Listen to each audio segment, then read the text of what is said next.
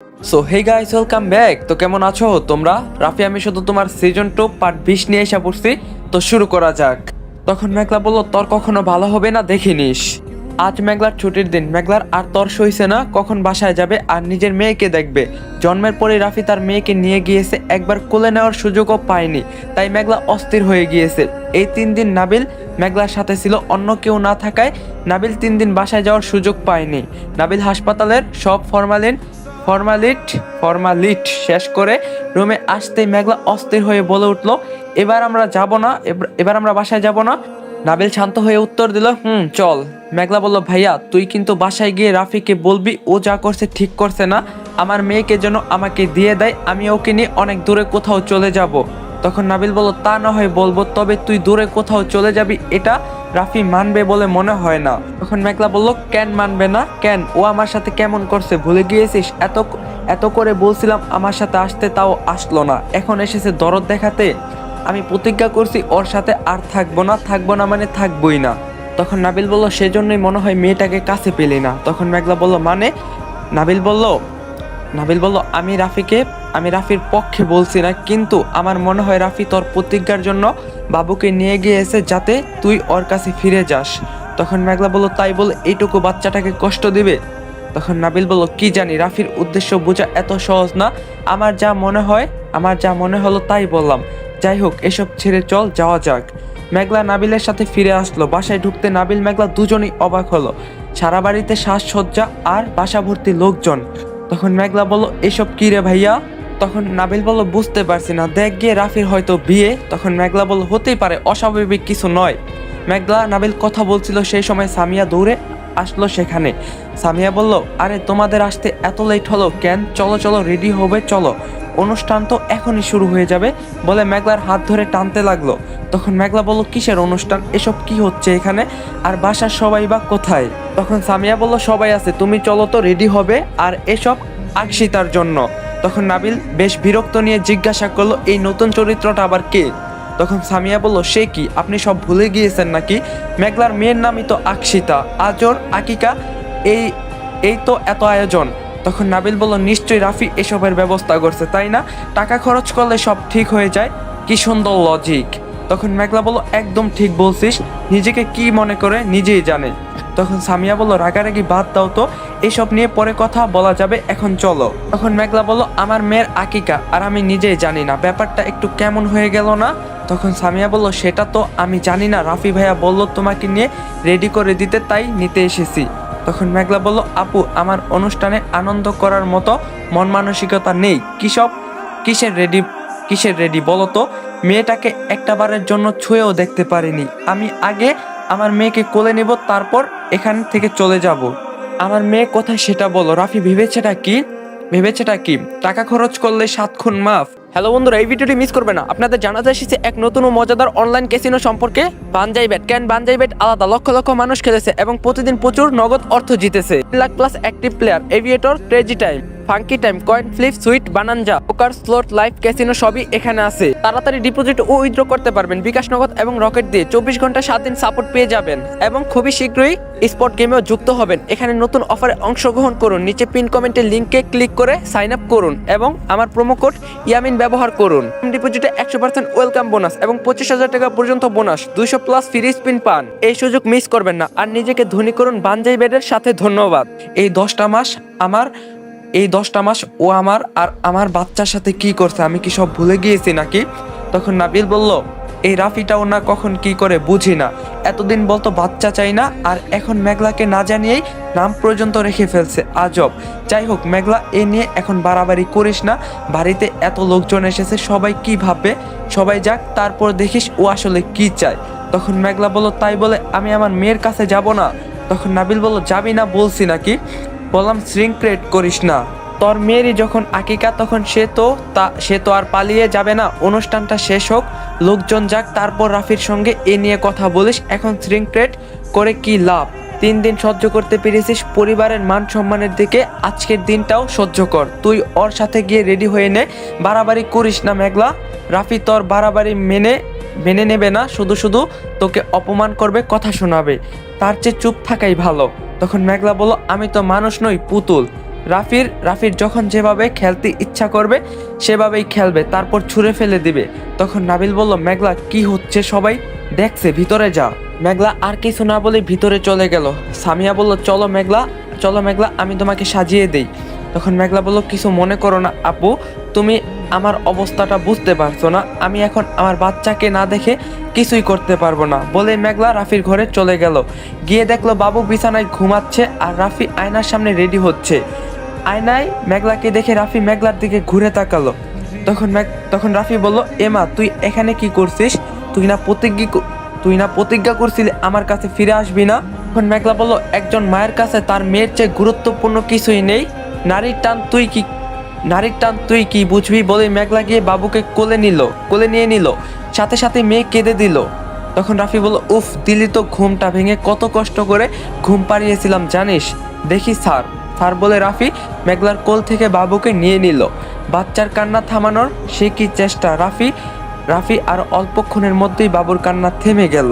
রাফির কোল জোরে আছে মেঘলার মেয়ের মুখে হাসি দেখে বোঝার উপায় নেই সে মার কোলে আছে নাকি বাবার কোলে। তখন মেঘলা বলল, বহুত নাটক করছিস, আর না, দে আমার মেয়েকে আমার কোলে দে। তখন রাফি বলল, ও তোর কোলে যাবে না। তখন মেঘলা চেঁচিয়ে বলে উঠলো, আমাকে রাগাস না, এখন তুই বাড়াবাড়ি করলে আমি যে কি করব নিজেই জানি না। তখন রাফি বলল, ওরে বাবারে কি কণ্ঠস্বর! আচ্ছা বাবা, দিচ্ছি, তবু এই কোকিল কণ্ঠ শুনে মেয়েকে ভয় পাইয়ে দিস না।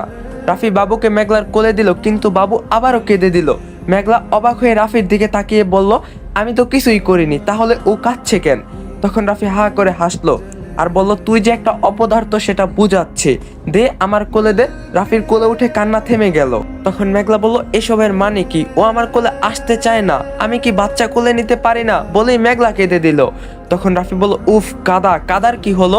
বাচ্চারা অনুকরণ প্রিয় হয়, তাই প্রথম থেকে যার কোলে অভ্যস্ত হয় তার সাথেই থাকতে বেশি পছন্দ করে। সেটা হোক বা মা বা অন্য কেউ, যার কোলে বেশিক্ষণ থাকে তার কাছেই থাকতে চায়। সেক্ষেত্রে ও তো চিনেই না, তাহলে তোর কোলে যাবে কেন? তাই কেঁদে দিয়েছে, কারণ ও তোকে চিনে না। এখন জোর করে কোলে নিলে কান্নাকাটি করবে, ওকে কাঁদানোর কোনো মানেই হয় না। মেঘলা কাঁদতে কাঁদতে বলল, তার মানে ও আমার কোলে আসবে না? আমাকে আর আমার বাচ্চাকে আলাদা করেই ছাড়লি, এবার শান্তি হয়েছে? তখন রাফি বলল, দূর বাবা, কান্না বন্ধ কর। আমি কি বলছি বাবু তোর কোলে যাবে না? বললাম বাবুকে তোকে চিনার সময়টুকু দে, তাহলেই তোর কোলে যাবে। আফটার অল রক্তের টান বলে কথা, সেটা কি আর চাইলেই ছিন্ন করা যায়? তখন মেঘলা বলল, তুই ঠিক বলছিস। তখন রাফি বলল, হ্যাঁ রে বাবা, এখন যা তো রেডি হয়ে আয়, গেস্টরা চলে আসছে। তখন মেঘলা বলল, তুই তো ওকে পৃথিবীতে আনতে চাসনি, তাহলে এত আয়োজন করলি কেন? তখন রাফি বলল, আনতে চাইনি, কিন্তু এসেছে যখন তখন ওর পরিচয়টা তো সবাইকে জানাতে হবে, তাই না? তখন মেঘলা বলল, তুই আমাদের বিয়ের কথা সবাইকে জানানোর জন্য এত কিছু করছিস? তখন রাফি বলল, সেটা তো একটু পরে জানতে পারবি, এখন যা তো। রাফি সামিয়াকে ডেকে মেঘলাকে নিয়ে যেতে বলল। তখন মেঘলা বলল, তার মানে ওর মাথা ঠিক হয়ে গিয়েছে, আর পাগলামি করবে না। যাক, আমার সাথে যতই বলুক, ও বাবুকে নিজের মেয়ে হিসাবে মানে না, কিন্তু সবার সামনে পরিচয় তো দিচ্ছে, এই অনেক। তা না হলে বাবু সমাজে মুখ দেখাতো কি করে? সবাই ওকে কথা শোনাতো। তাই এখন আর কিছু বলা যাবে না, ভালোই অনুষ্ঠানটা শেষ হয়ে যাক। সামিয়া মেঘলার ধ্যান ভাঙাই দিয়া বলল, কি হলো, চলো। তখন মেঘলা বলল, চলো। মেঘলা চলে যাচ্ছে, পিছন থেকে রাফি বলে উঠল, শাড়ি পরিস, তবে প্যাট বের করে নয়, মার্জিত কাপড় পরবি, যেন বাচ্চার মার মতো লাগে, ইডিয়েট মেঘলার মতো যেন না লাগে। মেঘলা পিছন ফিরে মুখ ভেঙচি দিয়ে বলল, তুই ইডিয়েট, তোর 14 গোষ্ঠী ইডিয়েট, আমি ভালো বুঝেছি। রাফি হেসে বলল, জি ম্যাডাম, বুঝেছি। বাচ্চার মা কি কখনো ভুল বলতে পারে? এখন থেকে আপনার 7 খুন মাফ, যান এখন রেডি হয়ে আসুন। মেঘলা বরাবরই রাফির প্রতি দুর্বল। রাফির অল্প কথাই তার মন গলে গিয়েছে। সে খুশি মনে সামিয়ার সাথে চলে গেল। সামিয়া মেঘলার ড্রেস চেঞ্জ করে শাড়ি পরিয়ে সাজাতে শুরু করলো, কিন্তু মেঘলার মন পড়ে আছে তার অন্যদিকে। সে রাফির ঘরের দিকে তাকিয়ে আছে, কিন্তু রাফি নিজের ঘর থেকে বের হওয়ার নামই নিচ্ছে না। কিছুক্ষণের মধ্যেই বাড়ি ভর্তি লোকজন এসে হাজির হলো। রাফির সকল আত্মীয় স্বজন, বন্ধু বান্ধব, পাড়া প্রতিবেশী, অফিসের স্টাফ, সবাইকে দাওয়াত দেওয়া হয়েছে অনুষ্ঠানে। সামিয়া মেঘলাকে রেডি করে নিয়ে নিচে নেমে এলো। মেঘলা নিচে নেমে বুঝতে পারলো সবাই যেন তার জন্য অপেক্ষা করছে। মেঘলা নেমেই তার পরিবারের সবার কাছে গেল। নাবিল বলল, রাফিটা পারেও বটে, এই তো রেগে আগুন হয়েছিলি, এখনই মুখে হাসি ফুটে গেল। তখন মেঘলা বলল, ভাইয়া কি যে বলিস। তখন নাবিল বলল, তোরা সবসময় হাসি খুশি থাক, সেটাই তো আমি চাই রে। বাচ্চার মা হয়েছিস, এবার তো নিজের ভালোটা বুঝতে শিখ, আর পাগলামি করিস না কেমন। রাফি অন্যায় করছে জানি, তবু শেষ পর্যন্ত তোর মেয়েকে নিজের মেয়ের পরিচয় দিচ্ছে। অন্তত মেয়ের জন্য রাফিকে ক্ষমা করে দে মেঘলা। বাবুকে নিয়ে যদি কোথাও চলে যাস, তুই কি স্বাচ্ছন্দ্যে বড় করতে পারবি? টাকা ছাড়া এই পৃথিবীতে কোনো মূল্য নেই। আর যদি টাকার ব্যবস্থা করতেও পারিস, এই সমাজে একদল লোক তোকে ফতুয়া দিবে, আর একদল তোর সম্মান নিয়ে টানাটানি করবে। তখন তোর মেয়ে বড় হয়ে নিজের কি পরিচয় দিবে? সমাজে ওর পরিচয় কি হবে বুঝতে পারছিস? বাবার পরিচয় সন্তানের সবচেয়ে বড় পরিচয়। তাই আগে যা হয়েছে ভুলে গিয়ে সংসারে মন দে, নিজের সংসারটা গুছিয়ে নে মেঘলা। তখন মেঘলা বলল, এভাবে তো ভাবিনি, তুই ঠিক বলছিস ভাইয়া, আমি আর কোনো অশান্তি করব না। তুই দোয়া করিস আমি যেন রাফির মন জুগিয়ে চলতে পারি। তখন নাবিল বলল, স্বামী সন্তান নিয়ে সুখী হ, রাফিকে কেউ চিনুক আর না চিনুক, আমি চিনি, ও তোকে ভালোবাসে, এতে কোনো ভুল নেই মেঘলা। নাবিল মেঘলা কথা বলছিল, তখন রাফি বাবুকে কোলে নিয়ে নিচে নেমে আসলো, সবার মাঝখানে এসে দাঁড়ালো। রাফি তারপর বাবুকে দোলনায় শুইয়ে দিল। রাফি বলল, সবার মনে নিশ্চয়ই একই প্রশ্ন ঘুরছে, আপনাদের এখানে কেন দাওয়াত দেওয়া হয়েছে তাই না?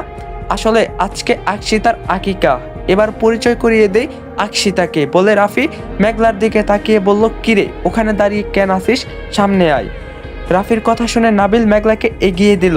মেঘলা গিয়ে রাফির পাশে দাঁড়াতেই রাফি বলল, মেঘলাকে তো সবাই চেনেন, আকশিতা মেঘলার মেয়ে। রাফি এটা বলতেই অনেকে অবাক হলো, কারণ মেঘলার যে বিয়ে হয়েছে সেটা গোটা কাজন চাকরা সবারই অজানা। তাই মেঘলার এক দূর সম্পর্কের একজন লোক রাফি আর মেঘলার সামনে দাঁড়িয়ে বলল, মেঘলার বিয়ে হলো কবে, আর বাচ্চাই হলো কবে, বাচ্চার বাবা কোথায়? রাফি তুই বাচ্চার বাবা? তখন রাফি বলল, কি যে বলো ফুপি, আমার বাচ্চা হলে আগে ঋষিপনের আয়োজন করতাম, তারপর বাচ্চার আকিকা। রাফির কথা শুনে মেঘলার পায়ের নিচ থেকে মাটি সরে গেল। সে রাফির হাত ধরে ফিস ফিস করে বলল, কি করছিস ভাইয়া, কি সব বলছিস? রাফি মেঘলার কথায় কান দিয়ে বলে উঠল, ফুপি তুমি যা ভাবছো তাই ঠিক ভাবছো, এই বাচ্চার বাবাকে আমরা কেউ জানি না, ইনফ্যাক্ট মেঘলা নিজেও জানে না। আসলে একসাথে অনেকের সাথে সম্পর্ক থাকলে যা হয় আর কি। কথাটা শুনে সবাই অবাক হয়ে রাফির দিকে তাকালো। মেঘলার বোঝার বাকি রইল না, মেঘলাকে অপমান করার জন্যই রাফি এত আয়োজন করছে। ইতিমধ্যে মেঘলার চোখ ভিজে গিয়েছে, কিন্তু রাফির মুখ এখনো থামেনি। বলো, বাচ্চাটা জারজ হলেও ও যেহেতু পৃথিবীতে এসেছে, আমাদের তো একটা দায়িত্ব আছে তাই না? বোনের মেয়েকে তো আর রাস্তায় ফেলে দিতে পারি না। বাবা মা তাদের ফুর্তির জন্য বাচ্চা জন্ম দিয়েছে, কিন্তু বাচ্চাটার তো কোনো দোষ নেই। তাই আমি সিদ্ধান্ত নিয়েছি ওকে আমার কাছেই রাখবো। আজ থেকে আমার পরিচয় বড় হবে। যদিও জারজ, তবুও বাবার পরিচয় দিব। জারজ শব্দটা শুনে মেঘলা প্রচন্ড রেগে গিয়ে রাফির গালে ঠাস করে একটা থাপ্পড় বসিয়ে দিল। মেঘলা চোখ মুছে চোখ বন্ধ করে দীর্ঘশ্বাস নিয়ে বলে উঠল, আপনারা এত মহৎ না হলেও চলবে, আমার মেয়ের বাবার পরিচয় কোনো দরকার নেই, ওকে বড় করতে ওর মাই যথেষ্ট। ধন্যবাদ বলে বাবুকে কোলে নিতে গেল। মেঘলা যথারীতি বাবুকে দিয়ে দিল। তখন রাফি বলল, আরে যা বলার আমাকে বল, ওকে কাঁদাচ্ছিস কেন? বলে যেতে হাত বাড়ালো। মেঘলা চেঁচিয়ে উঠলো। মেঘলা বলল, খবরদার আমার কাছে আসবি না। কাঁদছে কাঁদুক, কাঁদতে কাঁদতে মরে যাক, আমার বাচ্চা আমি বুঝবো, ওকে কিভাবে রাখবো এতে কারোর কিছু বলার নেই। নাবিল সহ বাসার সবাই রাফির ব্যবহারে হতবাক। নাবিল কি বলবে বুঝতে পারছে না। মেঘলা বাবুকে নিয়ে যেতেই চাইলো, রাফি মেঘলার হাত ধরে ফেললো। রাফি বলল, আজব, আমি খারাপ কি করছি? তখন মেঘলা বলল, চমৎকার, তুই কি করছিস? তুই কি করিসনি? আমার বাচ্চাকে জারজ বলছিস, তাও তুই কিছু করিসনি? তখন রাফি বলল, একটা দুশ্চরিত্র নষ্ট মেয়ে হয়ে এত ভাব দেখাস কি করে? কতজনের সাথে সম্পর্ক ছড়িয়েছে, তার হিসাব তুই নিজেই জানিস না। এই বাচ্চাটা তো নষ্টামির ফল, তারপরও আমি ওর দায়িত্ব নিতে চেয়েছি, এটাই বেশি নাকি? তখন মেঘলা বলল, আমি শেষবারের মতো বলছি, আমার মেয়েকে জারজ বলবি না। তখন রাফি বলল জারসকে জারস বলবো না তো কি বলবো? তখন মেঘলা বলল চুপ কর, তুই আর একটা কথাও বলবি না। আমার মেয়ে জারস না, ওর বাবার পরিচয় আছে। তখন রাফি বলল তো সবার সামনে বল, কে তোর বাচ্চার বাবা? তখন মেঘলা বলল হ্যাঁ বলবো, আজ আমি সব বলবো, নিজের জন্য নয় আমার মেয়ের জন্য বলবো। সবাই বলে আমি পাগলামি করি, ভুল করি, কিন্তু কেউ জানে না আমি কেন এসব করি। আমার জীবনের সবচেয়ে বড় ভুল কি জানিস? তোকে ভালোবাসা। তোকে যদি ভালো না বাসতাম আমাকে সুইসাইড করার চেষ্টা করতে হতো না। আমি সুইসাইড করতে না চাইলে আমার বাবা মা আলাদা হতো না। বাবা মা আলাদা না হলে মাম্মাম আমাকে ছেড়ে যেত না। আজ মাম্মাম বেঁচে থাকলে আমার এই অবস্থা হতো না। আমার এই অবস্থার জন্য একমাত্র তুই। তবুও আমি কিছু বলছি না, আমি কিছু বলিনি। তুই যা যা করছিস, হ্যাঁ তুই যা যা করছিস হ্যাঁতে হ্যাঁ মিলিয়েছি, প্রতিবাদ করিনি। কিন্তু তুই আর তোর মা মিলে আমার জীবনটা নষ্ট করে দিয়েছিস ভাইয়া। এখন আমার মেয়ের পিছনে লেগেছিস, কিন্তু কোনো কান খুলে শুনে রাখ, আমি বেঁচে থাকতে আমার মেয়ের কোনো ক্ষতি হতে আমি দিব না। মা মারা যাওয়ার পর তোদের বাসায় এসেছিলাম, ভেবেছিলাম এটা হয়তো আমার জন্য সবচেয়ে নিরাপদ স্থান, এখানে নিশ্চিন্তে সারাটা জীবন কাটিয়ে দিতে পারবো। কিন্তু ধারণা ভুল ছিল। এখানে এসে অপমান, লজ্জা আর অবহেলা ছাড়া কিছুই পাইনি। নাবিল ভাইয়া আর ছোট মা না থাকলে হয়তো অনেক আগেই শেষ হয়ে যেতাম। সবার জীবনে ভালোবাসা আসে আশীর্বাদ হয়ে, কিন্তু আমার বেলাতে অভিশাপ হয়ে এসেছিল। তুই যখন আমাকে ভালোবাসতে শুরু করলি, বড় মা আমাকে তোর কাছ থেকে সরাতে জঘন্য খেলায় মেতে উঠলো। আমি একদিন তোর ওয়াশরুমে শাওয়ার নিচ্ছিলাম, আমার গায়ে কোনো কাপড় ছিল না। আমি জানি না বড় মা কিভাবে সেটা ভিডিওটা করছিল। আর সেদিন থেকে বড় মা আমাকে সেই ভিডিওটা দিয়ে ব্ল্যাকমেল করতে শুরু করে। আমাকে বলে আমি যদি তোর জীবন থেকে সরে না যাই, এই ভিডিওটা সোশ্যাল মিডিয়ায় ছড়িয়ে দিবে। হ্যাঁ, আমি হয়তো তোকে সেটা বলতে পারতাম, কিন্তু বলার পর যদি বড় মা ভিডিওটা ছেড়ে দিত, তুই বড় মাকে যত যাই শাস্তি দিতি, আমার সম্মান তো ফিরে আসতো না। আর তুই কি এটা মানতে পারতি যে তোর মেঘলাকে অন্য ছেলেরা দেখেছে? জানি পারতি না। তাছাড়াও আমি জানি মা ছাড়া একটা সন্তান কতটা অসহায়। নিজের মাকে হারিয়ে সেটা হারে হারে বুঝেছি। তাই আমি চাইনি তুই আর তোর মা আলাদা হয়ে যা। তারপর তুই যখন জেরিনকে বাসায় নিয়ে আসলি আর আমার কথায় তুমি মায়ের মৃত্যুবার্ষিকী যাসনি, তখন আমার রাগ হচ্ছিল। আমি ভেবেছিলাম তুই আমাকে ভালোবাসিস না, তাই রাগে সেদিন সিদ্ধান্ত নিয়েছিলাম তোকে ছেড়ে চলে যাব। যাওয়ার আগে তোকে একটু কষ্ট দেওয়ার জন্য নীরবের সাথে এসব করছিলাম। কিন্তু পরে যখন নিজের ভুল বুঝতে পেরেছিলাম, তখন আমি তোর কাছে থাকতে চেয়েছিলাম। বারবার বলছিলাম ক্ষমা করে দে, কিন্তু তুই আমাকে ক্ষমা করিসনি। আমি নিজেই নিজের কাছে হেরে গিয়েছিলাম, কারণ তুই আমাকে অবিশ্বাস করছিলি। আমার ভালোবাসা হেরে গিয়েছিল, তুই বিশ্বাস করেছিলি আমি খারাপ। এত অনুরোধের পরও তুই আমাকে আমার বাবা মার কাছে রেখে এসেছিস। আমি তোকে কতবার ফোন করছি, কিন্তু তখন তুই ফোন তুলিসনি। তখন আমি ভেবে নিয়েছিলাম তুই আমাকে ভালোবাসিস না, তাই বিয়ে করে এ দেশ থেকে পালাতে চেয়েছিলাম। তুই কোনোদিন আমাকে বুঝিসনি, নিজের যেভাবে ইচ্ছা হয়েছে সেভাবে ভালোবেসেছিস। আমার মতো করে বাঁচতে পারিসনি কখনো, আমাকে সুযোগ দিসনি নিজের কথা বলার। আমি নষ্ট নই, তুই ছাড়া কোনো ছেলে আমাকে স্পর্শ করেনি। আকশিতা তোর মেয়ে। বলেই মেঘলা হাউমাউ করে কাঁদতে শুরু করলো। আমি চলে যাচ্ছি ভাইয়া, আর কখনো তোর জীবনে ফিরবো না। দোয়া করি তুই সুখী হ। রাফি মেঘলার কাছে গিয়ে বলল। রাফি বলল আমাকে ক্ষমা করে দে প্লিজ, আমি তোর কাছে থেকে সত্যিটা জানার জন্য। তখন মেঘলা বলল চুপ কর, আমি আর কিছু শুনতে চাই না।